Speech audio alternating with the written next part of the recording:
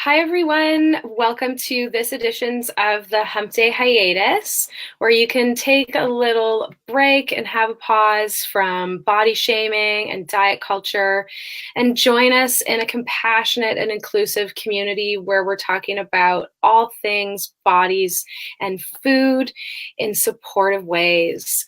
This is our first episode that is happening in February. And I am so happy to be here today with someone from my local community here in Waterloo. I have Beth Murch here, and we are going to be talking about lots of stuff. And in connection to our theme for this month, which is the core element from a body trust practice that talks about exploring, naming, and reclaiming your body story. So welcome, Beth. Thank you. So great to have you here. And I know we were just chatting, and I was saying what perfect timing it is because we're like almost at the end of the shitstorm that's January with all of the New Year's resolutions, which really disconnect folks from their bodies. Oh, definitely. So yeah, so I'm super glad to be here chatting with you and drawing attention to the things that we're going to be talking about. So I think we'll just start if you would like to share a little bit about yourself. I know that you're doing tons and tons of work in the community in terms of radical reproductive justice. You're a full spectrum birth worker, and you're also an internationally competing spoken word artist. And I've had the privilege of seeing you twice now in your element on stage. And I really love how, all of your values, with social justice, sexuality, nature, spirituality, loneliness, and feminism are all brought into the work that you do. And yeah, I know that folks describe your work as blood and guts and vulnerable, and that you're a place of hope amidst the darkness, and sassy. And I love it. I love it all. So is there anything that you would like to add on to that? That's a pretty good overview of who I am and basically what I stand for. I'm very much someone who believes in body autonomy Mhm. and people having a say over their healthcare and their personal experiences and just feeling the freedom to be who they are naturally.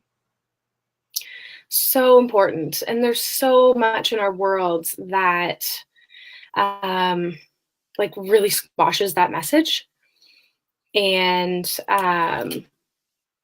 denies us of that and makes us think that it's like the only way. Yeah, absolutely. I mean, not even from just a medical standpoint, where we have doctors who tell us, how we should feel and what we should think about our bodies, but even the media sends us Yeah, messages about how we should feel in our bodies, how our bodies should look. You can't even buy like a sandwich without someone telling you what you should and shouldn't do. absolutely. And the fact that everyone feels that they're justified in commenting on these things is Yeah. kind of mind-blowing to me. Absolutely. I was just giving a workshop the other day where I performed my poem Fat. And one of the participants said to me, do these things really happen to you where people comment on your weight in public? And it's true. I mean, when I go to the grocery store, I've had people take things out of my grocery cart or put things in. And they think that they're doing a good thing. They think that this is an act of kindness. Um, like I haven't thought about it. Right. Right. Or that they know the story of my body.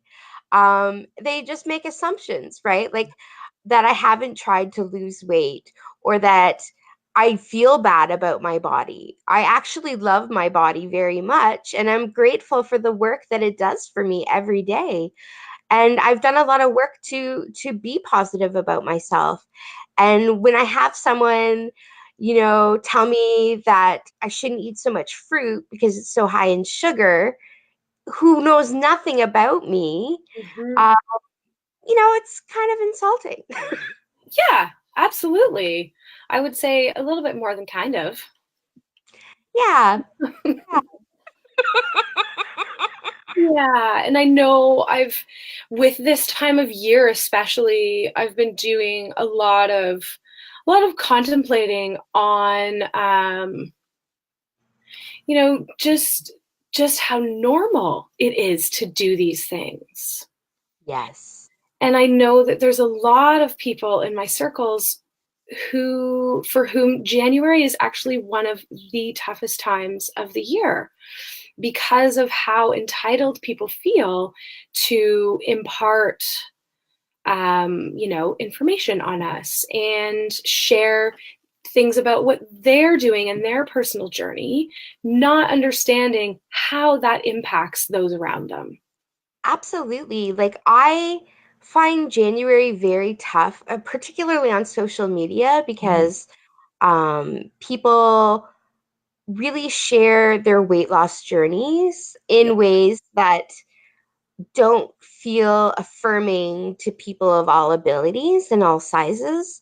And there's a lot of like before and after pictures. Yeah, totally. There's a lot of like, buy this product or drink this shake or like buy this herbal supplement, and people saying disparaging things about their before, and as if they weren't worthy of love and acceptance, before they became a certain size. And there's no acknowledgement of the fact that we know that most people who go on these extreme diets gain the weight back. And that 95% of diets fail, right? Absolutely. And Yep. the data that's out there that folks are, hanging their hat on when it comes to saying no, they do work, is way too short of a time frame to actually measure a full weight cycle, a Yes. full diet cycle. Yes. Right. And I know I can remember as a kid, hearing my family members talk about how, like, every time they went on a diet and they lost weight, then they would gain more back. And it was Yes. like, okay, now I got to double down because it came back and more. Like, what did I do wrong? When that's biology, that's your body. You Yes. know? Absolutely. If you tell your body that it's starving, it's hungry all the time, it's going to want to hold on to those stores. Yeah, absolutely. And so it's, this cycle that most people feel shame over, is actually their bodies completely, holding their back Yes. and surviving and doing what, the body doing what it knows to do to stay alive and well. Exactly. And what a wonderful thing that our bodies do that. Yeah. I mean, it really is in our best interest. Like, nature has a plan Yes, for a reason. absolutely. I remember chatting with another guest a while back, and she used the term flourishing to describe her body. I love that. Yeah, and I kind of thought about it for a little while, and as I kind of sat with it in my body, I just like it just felt really nice. This idea of like this thing growing and evolving and flourishing and living and thriving and doing what it's meant to do. Absolutely. Yeah. Absolutely. I remember reading Eating Mangoes Naked by Okay. Sartre, and just the way she uses words like succulents to describe her body just is so juicy and amazing. And it really, like, I love it. I love it. There's this Yiddish word, zaftig, which is Okay. often applied to people of size, and it means juicy. And I really Nice. Nice. of mangoes, right? Like the bigness, the sweetness, um, juice running down your chin. It just speaks to me.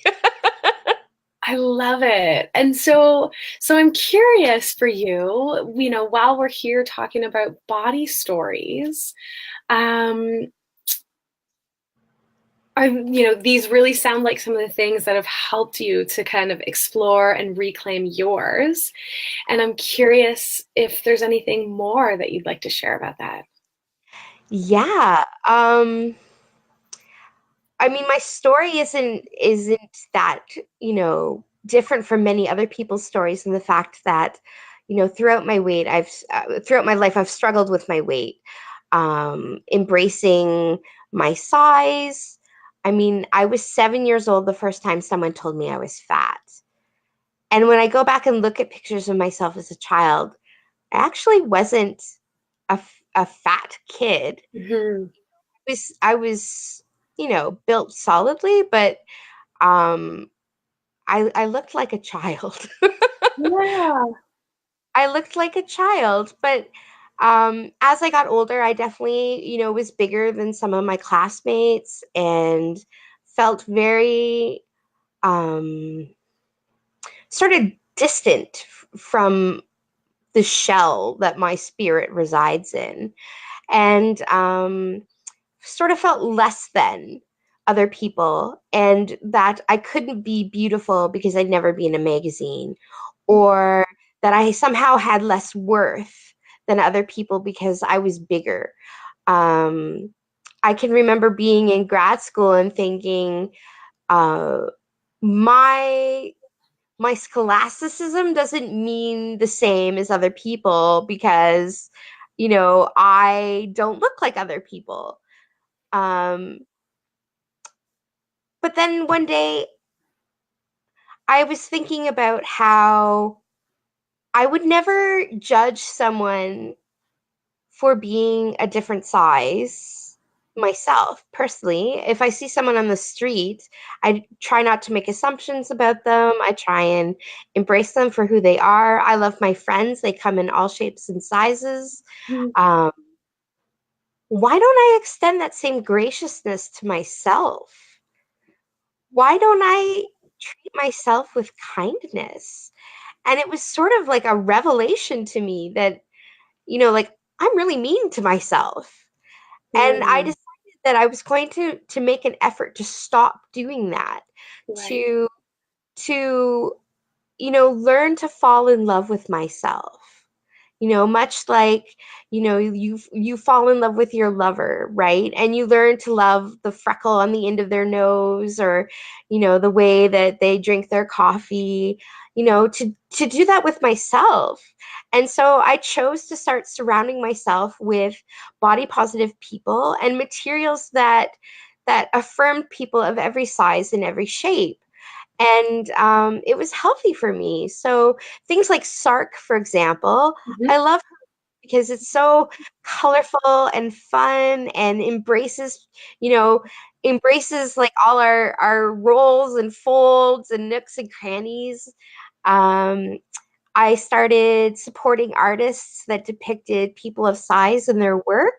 For example, like painters or sketch artists, writers who included people of size in their works.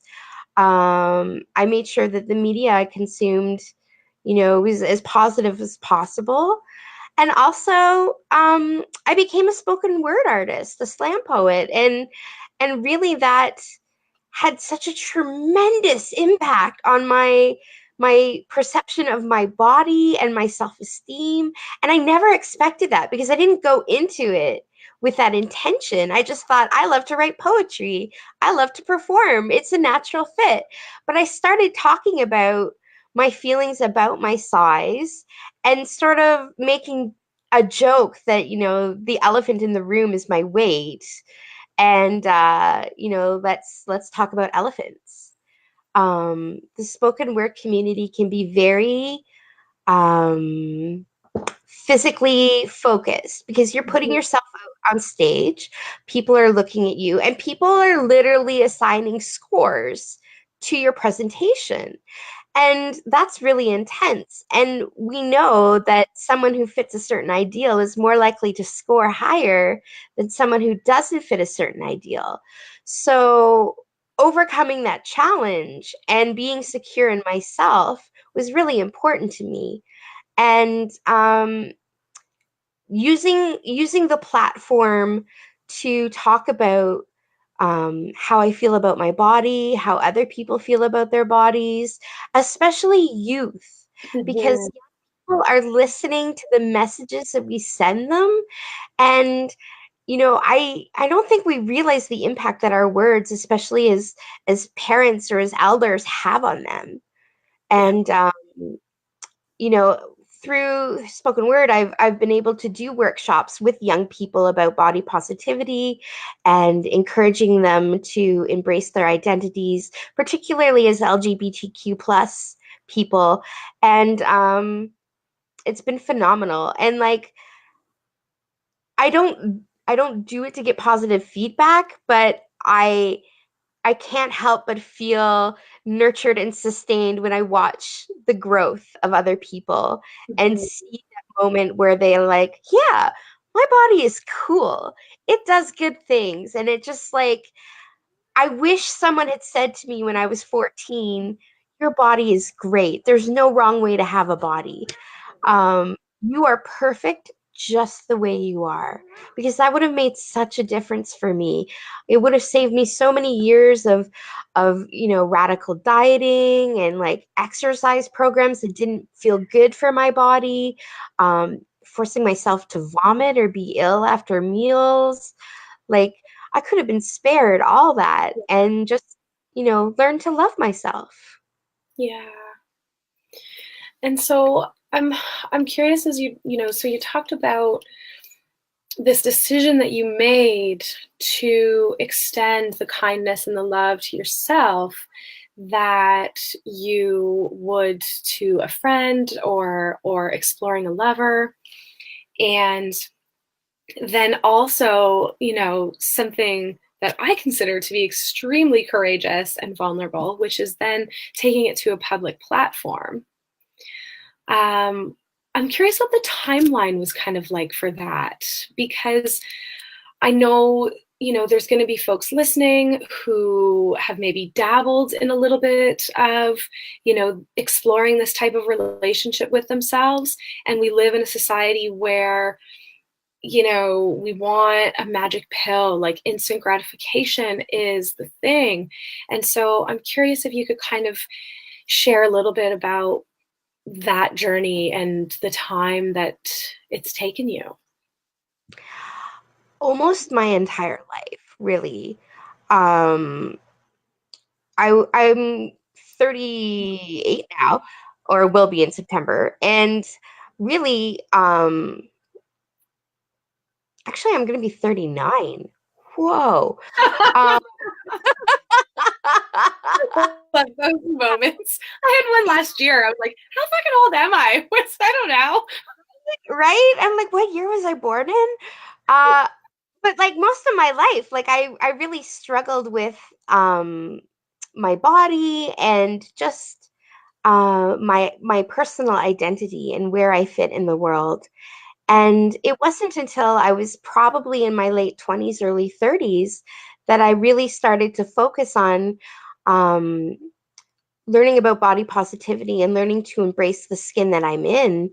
Um, but it wasn't until I began spoken word in 2012 that I really, like, I went public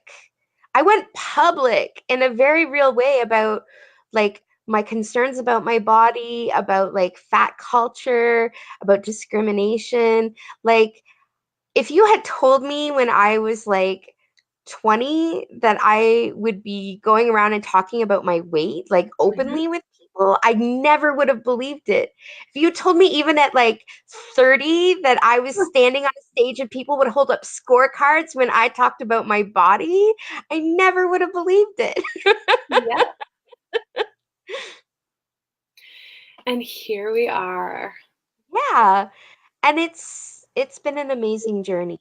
It's been fraught with chaos, absolutely. But I mean, um, ultimately, I like to think of my story as being one of redemption, Hmm, where I come out the heroine at the end. And the best part is I save myself. love that. I think I'm just going to take a minute with that. Yeah. So, what do you see going forward in, what's next? I know that there's some pretty cool stuff that you have on the horizon. And maybe I'll let you share a little bit about that. Sure. So at the end of the month, I have I'm participating in the OK to Be Me conference where youth from all across Waterloo region are coming together to celebrate LGBTQ plus issues and to talk about their concerns and to celebrate who they are. And I've been blessed to be asked to give a workshop on spoken word poetry and to talk a little bit about my experiences as a person of size. And then in April, I'm so excited. I have a tour of the prairies where I'm going to be performing and giving spoken word workshops in Regina, Saskatoon, and Winnipeg. Amazing. And so I know you have some funding. There's a funding page open for folks to go and donate to help you make this happen. And it's so essential. Like artists don't make a lot of money. So like for me to go on this trip, I have to do all the fundraising to get there myself because the venues I'll be performing at, can't really afford to pay for my plane ticket. So even if people can chip in like a dollar or two, it makes a huge difference. And we'll really make this once in a lifetime dream come true situation happen for me. Yeah. And so I know the page is Yes. fundly.com. Yes. And then the name of the campaign that you have set up is Bethy's Prairie Tour. Yes, So that's folks right. can head on there and donate. And I didn't even think about this before, and I'm totally putting you on the spot. I love it. Would you like to share a poem with us? Sure. Wow, I could. Absolutely. Um, can I do my poem fad? I would love nothing more. Awesome. So imagine that I'm standing at a microphone and on stage as opposed to just sitting, but I think it will still translate into an Absolutely. interview type situation. Love it. This poem is dedicated to the guy on the bus who spat in my hair and called me fat. Look, buddy, I get it. I'm a symptom of an epidemic. One of those people shown on the nightly news only from the neck down, wearing ugly polyester pants that haven't been sold in any store since 1973. And I get it. You think I wouldn't be such a burden on the healthcare system if I'd only stop eating so many cheese puffs and drinking so much pop. The population is booming. Resources are dwindling. Houses are being built closer and closer together. We need to conserve. We need to cut back and well. Fatties like me, we're the antithesis of moderation. I mean, after all, we need extra polyester for our ugly pants. We need extra reinforcement for our ugly furniture. We need seatbelt extenders for when we fly in airplanes. And I know that if I just got to know you a little bit better, you'd feed me some lines about how you're just so concerned about my health. How you just want me to be happy. That you'd be proud to be my friend if I was smart, funny, and thin. Spare me your breath. Do you think that I haven't thought about this? Do you think that I just woke up one day and decided to wear the entire history of my body on the outside of my skeleton for people to view and pass judgment on? Imagine a world where you literally do not fit. Clothes, rooms, conversations, relationships. Imagine being out on a date and having the server point you alone to the healthier options menu. Every day I get up, carefully do my makeup, and choose a fly dress, knowing there's at least a 75% chance some asshole in a passing car is going to throw a half full Slurpee at me and make oinking noises. Don't you think I haven't stood in front of my mirror and grabbed at my extra flesh and screamed about how much I hate myself? Living in this body is hard, and it's not because adipose tissue is heavy. It's because people seem to have this need to look past my weight to find my value. But I don't need to step out of my fat suit to know how gorgeous I am. Let Queen Bee take me to school on the subject of fat. For instance, did you know that FAT is an acronym? Fucking amazing tits. When I walk down the street, I am more than a fat woman. I am a force to be reckoned with. Call my thighs the pearly gates because, ooh, what lies between them is heaven. Beyonce may have a little jelly, but I got me some custard. My body is so much more than a wonderland. It's a bouncy castle. And I got folks lined up around the block for this attraction. And if I want to take a pie home with me tonight, it's none of your business. Do I know how many spin classes it will take to burn off this piece of cheesecake? Yeah, just one.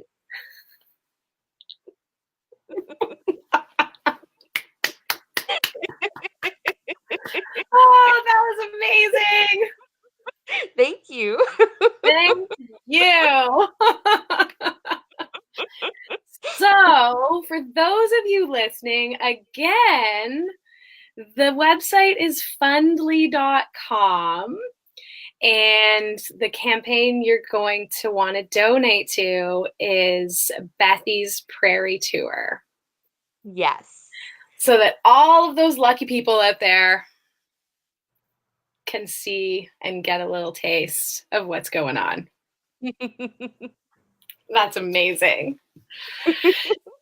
So when was the first time that you performed that? Was it 2012? It was 2013, and I was so scared. I was shaking. I I didn't think I could do it, but the audience was really receptive. And so many people, every time I do that poem, really, people come up to me afterwards and tell me their stories, and they're often quite emotional. Mm-hmm. I've had people relate to it on levels that I never expected. Like I expected people of size to be like, "Oh, I really like resonated with that piece." But I've had people who had eating disorders come up to me and say, "I really resonated with that piece." I've had people who came up to me and said they enjoyed the piece because they're from a certain ethnic background. Mm-hmm. They related to the fact that there's discrimination against them because of their race or their identity. And I think that's really cool. I mean, as an artist, you can only hope that your work touches someone in some way. And I'm so incredibly honored that I've had this opportunity to to touch people, and that my words mean something. Um, it's it's humbling. It's very humbling. And it, like, the poem has opened so many doors for me in terms of being able to reach out to people and to share the message that they are worthy of love. They're truly worthy of love. And I, like, that's my message for the world, really, is that I want everyone to know that they are loved. And that poem has really given me the opportunity to do that. And also to go into spaces as a fat person and say, this is how you can make your spaces accommodating for people of all body types. Um, and being the person that people can come to when they have questions and not have to worry about offending them or hurting them. You Mm-hmm. know, I'm someone where you can ask me questions like, how do fat people wipe themselves after they go to the bathroom? Or how do I make my classroom accessible for people of size? And I won't get upset about that because I feel like the best way to educate people is to just be open and honest. Absolutely. And I know we chatted a while back about this very topic, and you offered, some great solutions for folks to make their spaces, especially those that are dealing with the public on a regular basis, and professionally, to make them more inclusive for all body sizes. Yeah. It's really important because I feel like your heart may be body inclusive, but your office can say something completely different. And that impacts not only how a person feels when they're in your space, but your business as well. Like when I find someone who has an accessible office, I will tell everyone about their services and I will promote the hell out of them because Yeah. um, I am friends with people who want to patronize spaces that are inclusive to people, that are comfortable. Um, they want to support, people that really try to make a safe place for everyone. Yeah, absolutely. And at the end of the day, like as a business, these are small things. Absolutely. It doesn't take much. It really doesn't take much. I mean, you're going to furnish your office anyways, so why not do it with chairs that don't have arms? Yeah, right? And consider the space that you place between those chairs. Absolutely. Absolutely. And like just ensuring that you don't have rickety furniture to begin with is, I mean, it's a health and safety issue for everyone, but I know for me, I've gone to places for massages where I've genuinely been afraid that I was going to break the table. Um, and that was not an enjoyable experience. I mean, you can't relax when you think, "Oh gosh, I'm going to just destroy the room." Yeah, no, absolutely. And, making sure that your equipment can support a wide range of body sizes because it's out there. Absolutely. And I mean, even people who are petite become pregnant or have medical issues where they require, accommodation to size. Yeah, And, like I think it's important to be aware of that. yeah, absolutely. Super, super important. Is there anything else that you'd like to share with us about your journey? Anything you'd like to offer that you think folks might find helpful when it comes to um, taking some time and reflecting on the relationship that they have with their bodies? I tell people that if there's something about your body, it doesn't even have to be your weight. It could be your nose, it could be your bum knee. Um, Write a love letter to it. Say beautiful things about that part of your body. Talk about how it serves you. Talk about how it makes you unique. And then when you have moments where you doubt yourself or you feel insecure, go back and read that letter and like make a point of learning to love and to bless and to accept that part of you. It's not going away. You might as well learn to accept it and to be secure in it, and I know things like that have really made a big difference for me. I often write myself love letters.